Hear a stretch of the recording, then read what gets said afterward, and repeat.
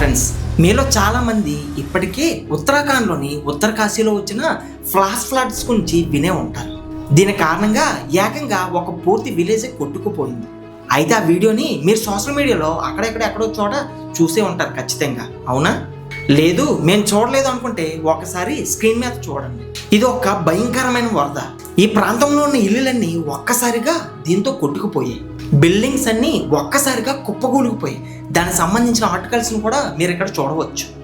బాధాకరమైన విషయం ఏమిటంటే ఈ వరదలో మన యొక్క ఆర్మీ పర్సన్స్ కూడా కొంతమంది మిస్ అయ్యారు. ఎందుకు అంటే ఒక ఆర్మీ క్యాంప్ కూడా ఈ వరదకి కొట్టుకుపోయింది. అయితే సడన్గా ఇంత పెద్ద వరద ఒక్కసారిగా ఎలా వచ్చింది? దీని వెనకున్న కారణాలు ఏంటి? దీనికి చాలా మంది చెప్తున్నారు క్లౌడ్ బర్స్ట్ అనేసి. దీని కారణంగానే ఇలా జరిగిందని చెప్తున్నారు. కానీ ఈ విషయంపై రీసెర్చ్ చేసిన సైంటిస్టులు వారు ఏమంటున్నారంటే దీనికి వేరే కారణాలు ఉన్నాయని. అయితే ఆ కారణాలు ఏంటి? ఆ విషయాలన్నిటి గురించి ఈరోజు మన వీడియోలో చాలా క్లియర్గా డిస్కస్ చేయబోతున్నాం. బట్ అంతకన్నా ముందు మీ అందరినీ ఒక ప్రశ్న అడగాలనుకుంటున్నాను. అది ఏమిటి అంటే ఉత్తరాఖండ్ యొక్క రాజధాని ఏమిటి అని. కంగారు పడకండి, దానికి నేను 4 ఆప్షన్స్ కూడా ఇస్తా. తెలియకపోతే వాటిలో మీరు చూస్ చేసుకుని కూడా చెప్పవచ్చు. అందులో number 1 Dehradun, number 2 Haridwar, number 3 Uttarkashi, number 4 Rudraprayag. మీ ఆన్సర్ ఏంటనేది కింద కామెంట్లో తెలియజేయండి. చూద్దాం మీలో ఎంతమంది కరెక్ట్ ఆన్సర్స్ పెడతారు. అయితే దీనికి రైట్ ఆన్సర్ నేను వీడియో లాస్ట్లో చెప్తాను. కాబట్టి ఈరోజు వీడియో చాలా ఇంట్రెస్ట్గా ఉండబోతుంది. కనుక ఈరోజు వీడియోని ఎక్కడ స్కిప్ చేయకుండా పూర్తిగా చూడండి. అలానే ఫస్ట్ టైం కనుక మన వీడియోని చూసినట్లయితే వీడియోకి ఒక లైక్ చేసి వెంటనే మన ఛానల్ సబ్స్క్రైబ్ కూడా అయిపోండి.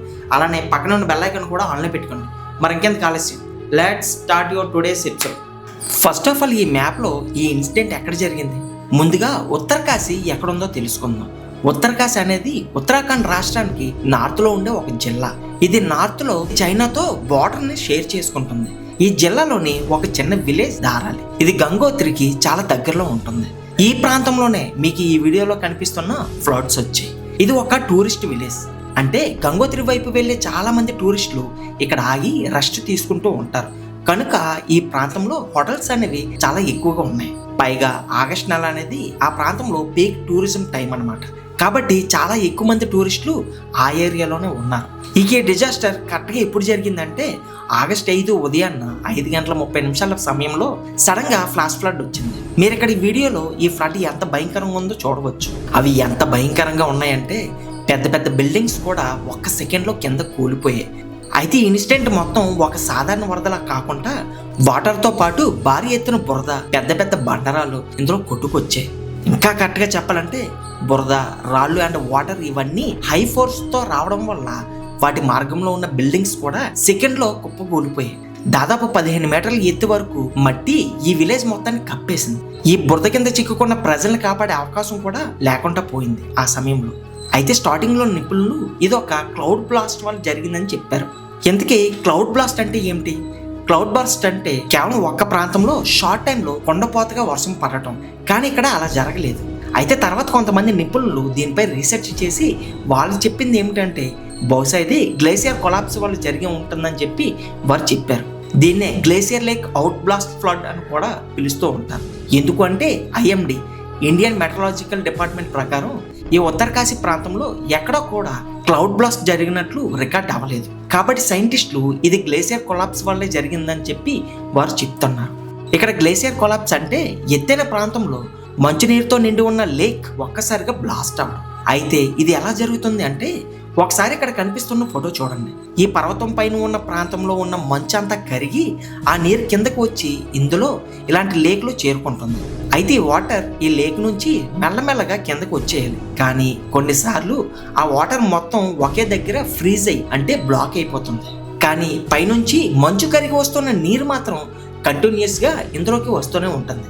ఈ విధంగా నీరు ఈ ప్రాంతం నుండి నిండి ఒక్కసారిగా అక్కడ బ్లాక్ అయిన నీరు ఆ డామ్ లాంటి స్ట్రక్చర్ కొలాప్స్ అవడంతో ఒక్కసారిగా కొండ నుంచి ఈ నీరు మొత్తం కిందకి వేగంగా ఫ్లో అవుతుంది. అలాంటప్పుడు ఆ ఫ్లోకి బురద, పెద్ద పెద్ద రాళ్ళు, చెట్లు అన్నీ కలిసి వేగంగా కిందకి ఫోర్స్తో ఫ్లో అవుతాయి. దీన్నే మనం గ్లేసియర్ కొలాప్స్ అని అంటారు. ఇది ఎంత వేగంగా ఫోర్స్తో కిందకు వస్తుంది అంటే దాన్ని తాకిడికి పెద్ద పెద్ద బిల్డింగ్స్ కూడా ఒక్క సెకండ్లోనే కింద కూలిపోతాయి. అందుకే మీరు ఇక్కడ చూస్తున్న విధంగా ఆ ఫ్లడ్స్ తాకిడికి బిల్డింగ్స్ అన్ని కూలిపోయాయి. అయితే ఈ ఫ్లడ్స్ వల్ల ఈ ప్రాంతంలో ఎంత నష్టం జరిగిందంటే ఇప్పటివరకు దాదాపు 100 కన్నా ఎక్కువ మంది మిస్ అయినట్లుగా సమాచారం కూడా ఉంది. అయితే అందులో 5 మరణాలు మాత్రం అప్పటికప్పుడే కన్ఫర్మ్ చేశారు. అయితే ఆ మిస్ అయిన వారిలో ఎక్కువగా టూరిస్టులే ఉన్నారు. వాళ్ళతో పాటు ఇంకొంతమంది హోటల్లో పనిచేసేవారు, ఇంకొంతమంది ఆ రివర్ కానుకొని ఉన్న ఇళ్లలో ఉండేవాళ్ళు ఇలా మిస్ అయ్యారు. అయితే కొన్ని రిపోర్ట్స్ ప్రకారం ఆ ఫ్లడ్స్ వచ్చినప్పుడు చాలా మంది గాఢ నిద్రలో ఉన్నారంట. ఎందుకంటే అది ఉదయం 5 గంటల సమయంలో వచ్చింది కనుక. ఇది తెలుసుకుని మన ఆర్మీ వెంటనే రెస్క్యూ ఆపరేషన్ కూడా స్టార్ట్ చేసింది. దాదాపు 130 మందిని ఆ ప్రాంతం నుంచి వేరే సేఫ్ ఏరియాస్కి తరలించింది కూడా. ఇది మాత్రమే కాదు, బురద కింద చిక్కుకున్న దాదాపు 20 మందిని కూడా కాపాడారు. అక్కడ జరిగిన నష్టాన్ని ఎగ్జాక్ట్గా చెప్పాలంటే దాదాపు 50 హోటళ్ళు, లాడ్జులు కొట్టుకుపోయాయి. 40 ఇళ్ళు పైగానే ఆ వరదలో కొట్టుకుపోయాయి. భయంకరమైన విషయం ఏమిటంటే ఇదే ఏరియాలో ఉన్న మన ఆర్మీ క్యాంప్ కూడా ఈ వరదకు ఎఫెక్ట్ అయ్యింది. దాదాపు 10 మంది సైనికులు కూడా ఈ వరదలో మిస్ అయ్యారు. ఆ ప్రాంతంలో ఉన్న ఒక మార్కెట్ కూడా కంప్లీట్గా పూర్తిగా కొట్టుకుపోయింది. ఇంకా చెప్పాలంటే ఆ వరదలో రోడ్లు, బ్రిడ్జులు కూడా కనిపించకుండా పూర్తిగా పోయాయి. మన ఆర్మీ హెలికాప్టర్స్తో అడ్వాన్స్ ఎక్విప్మెంట్తో ఆ ప్రాంతంలో ఎఫెక్ట్ అయిన ప్రజలందరినీ కూడా కాపాడేందుకు ప్రయత్నం కూడా చేశారు. ఆ సమయంలో కొన్ని రోజుల వరకు ఇక్కడ జరిగే యాత్రను కూడా సస్పెండ్ చేసింది మన ప్రభుత్వం. అయితే కొంతమంది నిపుణుల ప్రకారం ఇలాంటి ఇన్సిడెంట్లు ఇకపై తరచుగా జరిగే అవకాశం కూడా ఉందనేసి వారు చెప్తున్నారు. ఇలా ఎందుకంటే వాతావరణం టెంపరేచర్ అనేది రోజు రోజుకు పెరుగుతూ ఉంది. దీంతో హిమాలయాల మీద ఉండే మంచు వేగంగా కరుగుతూ ఉంది. మంచు కరిగినప్పుడు ఆ వాటర్ కొండ ప్రాంతాలు కానుకొని ఉన్న లేక్స్లోకి భారీగా వచ్చి స్టోర్ అవుతుంది.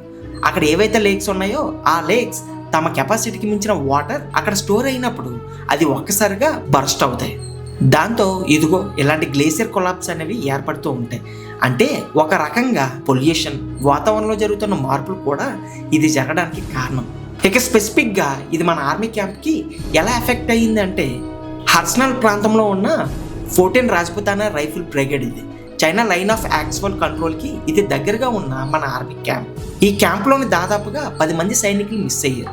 ఇందులో 2 మాత్రమే కాపాడారు. కానీ విషయాన్ని మాత్రం గవర్నమెంట్ చాలా సీరియస్గా తీసుకొని కన్సిడర్ చేసింది. ఆ ప్రాంతంలో టూరిజంని టెంపరీగా ఆపేసింది కూడా ఆ సమయంలో. ఎందుకంటే పూర్తిగా ఆపేయలేము. ఎందుకంటే ఆగస్టులో ఉత్తరాఖండ్లో టూరిజం అనేది పీక్లో ఉంటుంది. లక్షల మంది ఇక్కడికి వస్తూ ఉంటారు. ఈ డిజాస్టర్ గురించి మోడీ గారు, అమిత్ షా గారు కూడా ఆ సమయంలో ట్వీట్ చేశారు. ఆ ప్రాంతంలో ఉంటున్న ప్రజల్ని అప్రమత్తంగా ఉండాల్సిందిగా ఆదేశించారు కూడా. అందుకే మీలో ఎవరైనా ఎప్పుడైనా గంగోత్రికి లేదా ఉత్తరకాశీకి టూర్ ప్లాన్ చేస్తున్నట్లయితే కాస్త జాగ్రత్తగా ఉండండి. సో మై డియర్ ఫ్రెండ్స్, చూశారు కదా, మొత్తంగా ఉత్తరకాశీలో ఈ అతిపెద్ద వరద రావడానికి ఇవే కారణాలు. అయితే ఇక నేను మిమ్మల్ని మొదట్లో అడిగిన ప్రశ్నకు సమాధానం విషయానికి వస్తే ఉత్తరాఖండ్ రాజధాని ఏది? దీనికి రైట్ ఆన్సర్ నెంబర్ 1 డెహ్రాడూన్. అయితే మీలో ఎంతమంది దీన్ని కరెక్ట్గా ఆన్సర్ చేయగలిగారు అనేది హానెస్ట్గా కింద కామెంట్లో చెప్పండి, సరేనా? సో మై డియర్ ఫ్రెండ్స్, చూశారు కదా ఈరోజు మన వీడియో. చూసిన తర్వాత మీ యొక్క అభిప్రాయం ఏంటనేది ఖచ్చితంగా మర్చిపోకుండా కింద కామెంట్లో తెలియజేయండి. అలానే ఇప్పటివరకు మన ఛానల్ని సబ్స్క్రైబ్ చేసుకున్నట్లయితే ఎప్పుడో మన ఛానల్ సబ్స్క్రైబ్ చేసుకొని పక్కనే ఉన్న బెల్ ఐకాన్ కూడా ఆన్లో పెట్టుకోండి. నెక్స్ట్ వీడియోలో మళ్ళీ కలుద్దాం. Thanks for watching.